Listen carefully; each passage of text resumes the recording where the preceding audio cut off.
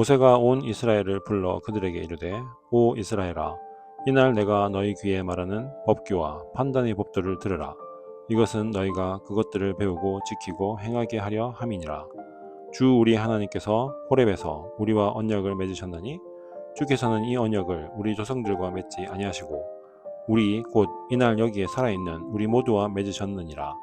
주께서 산에서 불 가운데서 너희와 얼굴을 마주 대하여 말씀하시매 그때 너희가 불로 인해 무서워하여 산에 오르지 못하므로 내가 주와 너희 사이에 서서 주의 말씀을 너희에게 보여주었노라.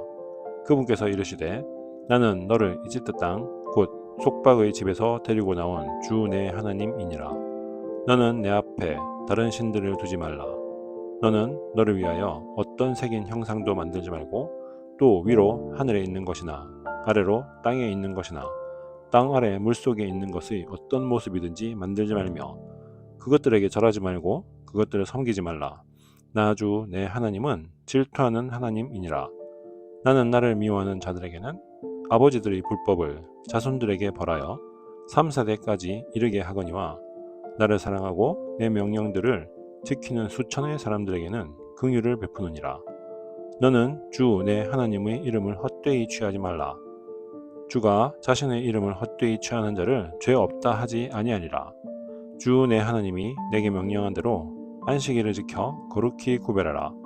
엿새 동안은 네가 수고하고 네 모든 일들을 행할 것이나 일곱째 날은 주 내 하나님의 안식일인즉 그 날에는 너나 내 아들이나 내 딸이나 내 남종이나 여종이나 내 소이나 내 나귀나 내 모든 가축이나 내 문 안에 있는 내 나그네나 아무 일도 하지 말지니 이것은 너뿐만 아니라 내 남종이나 내 여종도 안식하게 하려 함이니라. 기억하라. 네가 이집트 땅에서 종이었을 때에 주 내 하나님이 강한 손과 뻗은 팔로 너를 거기서 데리고 나왔나니 그러므로 주 내 하나님이 내게 명령하여 안식일을 지키게 하였느니라. 주 내 하나님이 내게 명령한 대로 내 아버지와 어머니를 공경하라. 그리하면 주 내 하나님이 내게 주시는 땅에서 네 날들이 길게 되고 네가 잘 되리라. 너는 살인하지 말라. 너는 간음하지 말라. 너는 도둑질하지 말라. 너는 내 이웃을 대적하여 거짓 증언하지 말라. 너는 네 이웃의 아내를 탐내지 말며 네 이웃의 집이나 그의 밭이나 그의 남종이나 그의 여종이나 그의 소나 그의 나귀나 네 이웃의 소유 중 그 어떤 것도 탐내지 말라. 주께서 이 말씀들을 산에서 불 가운데서 구름 가운데서 짙은 어둠 가운데서 큰 음성으로 너희의 온 집회에 말씀하신 뒤에 더 이상 말씀하지 아니하시고 그것들을 두 돌판에 써서 내게 넘겨주셨느니라. 산이 불에 탐으로 너희가 어둠 가운데서 나오는 음성을 듣고 너희 곧 너희 지파들의 모든 우두머리와 너희 장로들이 내게 가까이 나와 이르되 보소서 주 우리 하나님께서 자신의 영광과 위대하심을 우리에게 보이심에 불 가운데서 나오는 그분의 음성을 우리가 들었고 하나님께서 사람과 말씀하시되 그 사람이 살아있음을 이날 우리가 보았나이다. 그러므로 이제 우리가 죽어야 할 까닭이 무엇이니까? 이 큰 불이 우리를 소멸시키리니 우리가 주 우리 하나님의 음성을 더 들으면 죽으리이다. 모든 육체 중에서 누가 우리처럼 불 가운데서 말씀하시는 살아계신 하나님의 음성을 듣고 살아남았나이까? 당신은 가서 우리 주 하나님께서 말씀하실 모든 것을 듣고 주 우리 하나님께서 당신에게 이르실 모든 것을 우리에게 말하소서. 우리가 그것을 듣고 행하겠나이다 하였느니라. 너희가 내게 말할 때에 주께서 너희의 말소리를 들으셨으므로 주께서 내게 이르시되 이 백성이 내게 말한 말들 곧 그들의 말소리를 내가 들었는데 그들이 말한 모든 것을 그들이 잘 말하였도다. 다만 그들 속에 이 같은 마음이 있어서 그들이 항상 나를 두려워하며 내 모든 명령을 지켜 그들과 그들의 자손들이 영원히 잘 되기를 원하노라. 가서 그들에게 이르기를 너희는 너희 장막으로 돌아가라 하고 오직 너는 너로 말하건대 너는 내 옆에 서라. 내가 모든 명령과 법규와 판단의 법들을 내게 말하리니 너는 그것들을 그들에게 가르쳐서 그들이 내가 그들에게 소유로 주는 땅에서 그것들을 행하게 하라 하셨느니라. 그런즉 주 너희 하나님께서 너희에게 명령하신 대로 너희는 지켜 행하고 오른쪽으로나 왼쪽으로나 치우치지 말며 주 너희 하나님께서 너희에게 명령하신 그 모든 길로 걸을지니라. 그리하면 너희가 살 것이요 또 잘 되고 너희가 소유할 땅에서 너희 날들을 길게 하리라. 아멘.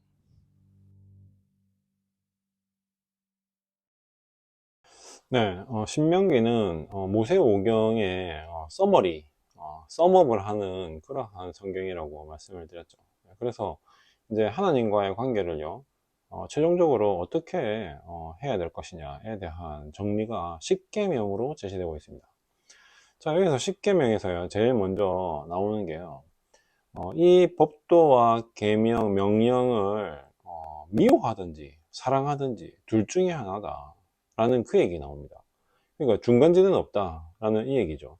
그러니까 사랑하든지 아니면 미워하는 거다라는 그 얘기를 합니다. 그러면서 하나님과의 관계, 그러니까 피조물과 창조주와의 관계가 제대로 되면 이 피조물된 정체성이 제대로 되기 때문에 그 이후에 내 주변의 사람들, 관계, 가족 이런 것들이 정말 의와 선과 또 진리 안에서 진리 위에서 기초될 수 있다라는 그 얘기를 갖다가 하나님께서 하시죠. 그래서 명령을 지켜라 이에요.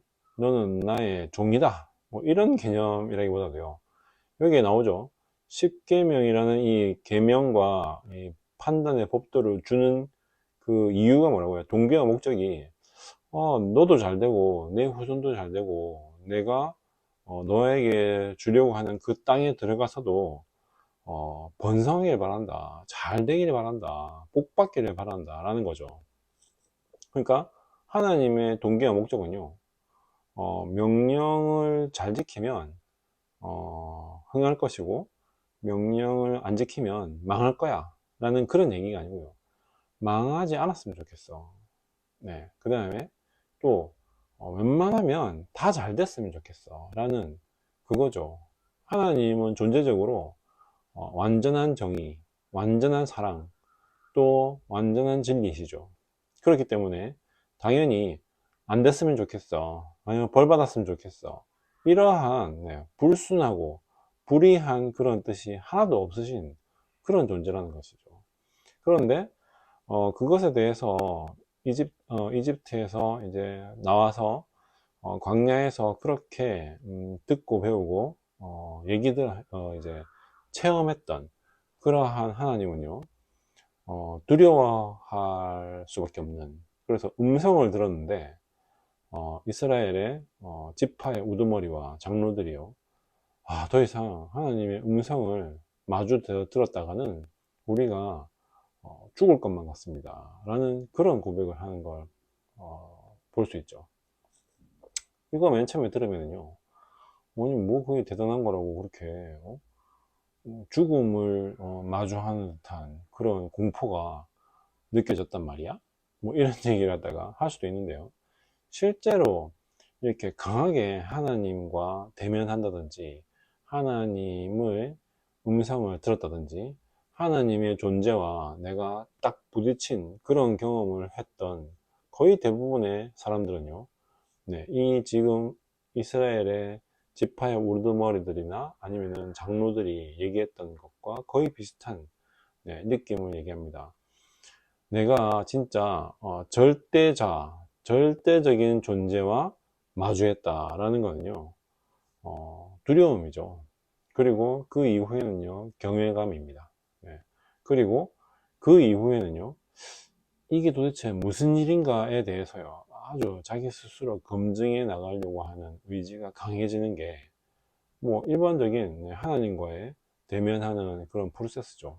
그래서 그 이후에 모세가 하나님의 말씀을 듣고 얘기를 하면 우리가 그것을 다 행하겠습니다 라고 얘기하는 게요, 자연스러운 반응이라는 것이죠. 그러니까 절대 주권자, 절대적인 존재 앞에서 내가 딱 섰다 라는 거는요, 이런 기분이라는 것이죠. 자, 그래서요, 이제 율법을 딱 들었어요. 그러면은 하나님의 의도는 이런 거란다 얘들아, 니네들이 그 땅에 들어가서 잘 되기를 원해. 그러니까 할 수 있겠지 라고 얘기를 갖다가 했을 때, 뭐 감히 누가 노 안 되겠는데요 하나님, 웬만하면은 될 것 같은데 하나님 안 될 수도 있을 것 같습니다, 이렇게 대답하는 사람은 아무도 없었다는 거죠. 왜? 그 절대 주권자, 즉 하나님의 존재라는 그 존재적인 두려움과 딱 마주했다라는 거는요. 저는 아무것도 아니네요.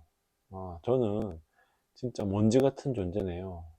저는 지극히 타락한 존재네요. 저는 죄인 중에 완전히 죄인이군요. 라는 자기인식, 자기정체성, 죽을 수밖에 없는 죄인이다, 이런 얘기 많이 하죠. 그죠? 그거를 내가 한번 확 이렇게 느끼게 되는, 확 느낀다기보다도 진짜 뭐 이렇게 절대자, 죽음 앞에 섰다, 영적인 세계 앞에 딱 섰다 라는 그 느낌을요, 이 장에서 얘기하면서, 그래 그러면 너희들이 영원히 잘 되기 위한 지켜야 할 기준, 계명, 명령, 판단의 법도를 주겠으니까 이제 그것을 한번 잘 지켜서 복 받는 인생으로 살아보거라 라는 그 얘기를 하시는 것이죠. 자, 그러니까 하나님의 의도 얼마나 좋습니까?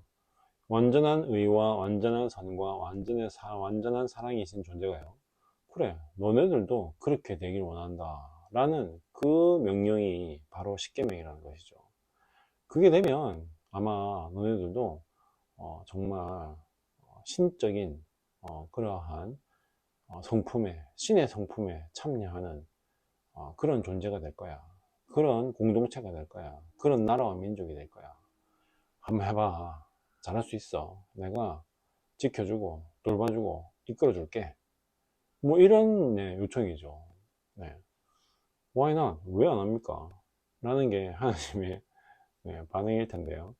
그 이후의 역사는요, 웬만하면 안 됩니다 라는 게요, 그 이후의 역사죠. 그러니까 실패의 역사가 구약의 역사다라는 게요.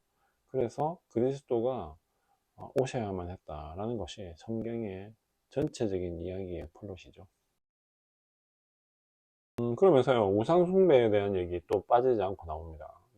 하늘에 있는 거건 땅에 있는 거건 땅 아래에 있는 거건 물 속에 있는 거건 그 어떠한 우상도 만들어서 경배하지 말라. 그 질투하는 하나님이다 라고 얘기하니까요, 하나님이 진짜 뭐 쪼잔하게 질투하신다 이런 개념이라기보다도요, 하나님의 진리에서 멀어지는 것을 심히 싫어하고 안타까워하고 분노한다 라는 그런 개념입니다. 그러니까 이미 완전한 게 있는데 왜 불완전한 우상을 섬기느냐 라는 것이 하나님의 일관된 주장이시죠. 그리고 그게 진리입니다. 그런데 인간은요, 하나님을 묻지 못하기 때문에, 하나님을 심지어 미워하기 때문에 다른 신이나 심지어 자기 자신이 신이 돼서 스스로를 사랑하는, 진짜 에고 러브에 빠져버리는 그러한 역사가, 뭐 인간의 역사죠. 하나님 아버지 감사합니다. 10가지 계명을 다시 마음에 새기면서 하나님과의 관계는 사랑하거나 미워하거나 둘 중에 하나밖에 없다는 것 다시 생각합니다.